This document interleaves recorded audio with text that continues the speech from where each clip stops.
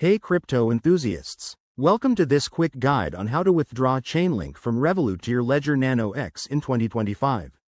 If you're holding Chainlink on Revolut, moving it to a hardware wallet like the Ledger Nano X is a smart move for better security and control over your assets. Let's dive right in. First, make sure your Ledger Nano X is fully set up. Update the firmware through the Ledger Live app and install the Chainlink app on your device. This ensures everything runs smoothly and securely. Next, open your Revolut app and navigate to your Chainlink holdings. Tap on the withdraw or transfer option. It's usually straightforward, but double-check for any specific instructions in 2025 updates. Now, on your Ledger Nano X, connect it to your computer or use it via USB. Open the Chainlink app on the device to generate a receiving address.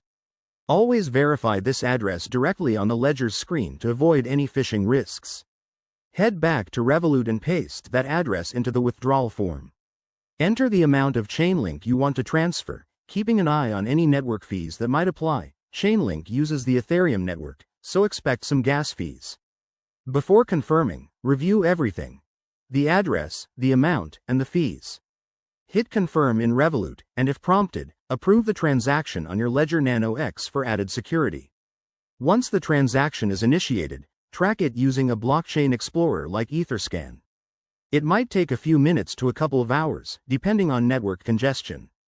A quick tip: always use a secure connection and never share your private keys. If you run into issues, Revolut's support or Ledger's resources can help. And there you have it. Your Chainlink is now safely in your Ledger Nano X. This step boosts your crypto security big time. If you found this helpful, smash that like button, subscribe for more guides, and let me know in the comments if you have questions. Stay safe out there.